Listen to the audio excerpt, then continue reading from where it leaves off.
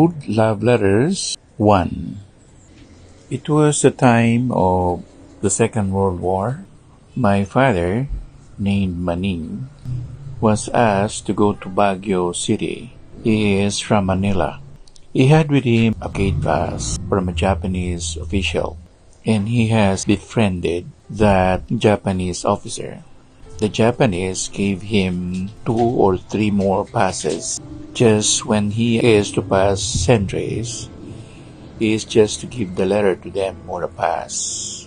Then he walked through and through until he came at the entrance of Cannon Road. He did what was asked of him. He is about to give one of the Japanese officers in Baguio a message too coming from the Japanese officer in Manila. Then he just walked and walked down by the hill of Cannon Road until there is a woman carrying a sack of sweet potatoes rolling down the hills. He saw this and he helped the woman. That's the beginning of the love story. And they came to know each other, and he carried the sweet potato down the hippodrome where my mother, Cordia, lived. She was with her relatives in Baguio City. He went back to Manila. He asked of the exact address of my mother, and when he reached Manila, he wrote, "Dear Cordia, I was very glad to meet you at the foot of the hill with your sweet potatoes rolling down. I was very much enlightened. Well, I fall in love with you. Though at times like this, if I could get back there or I meet you here in Manila, just tell me. I will send this letter through my Japanese officer friend. He lives in Manila Hotel, where I work as a machinist for needles." Then a week after, Maning, my father, received an answer.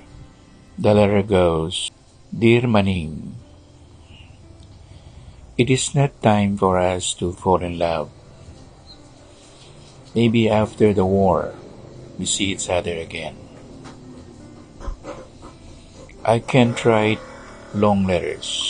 This letter is enough for you to wait for me, and if I have time, I can meet you in Quiapo, Manila."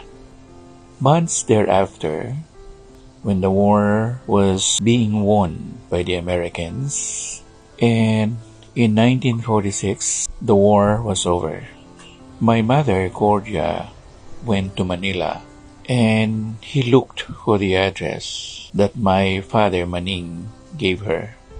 It was in Singalong, Manila. Yet they meet somewhere in the church of Quiapo. And then that love spurred, and they had a daughter. My eldest sister was born in 1946 after the war. That love letter of my mom and my father still existed, but it was worn out. Though my father, when he was still alive, he used to recall his relationship with Cordia. May this simple love letter bring you hope of love that you want to have, despite problems or hindrances or the time not cooperating. Truly yours, Kuya Tony.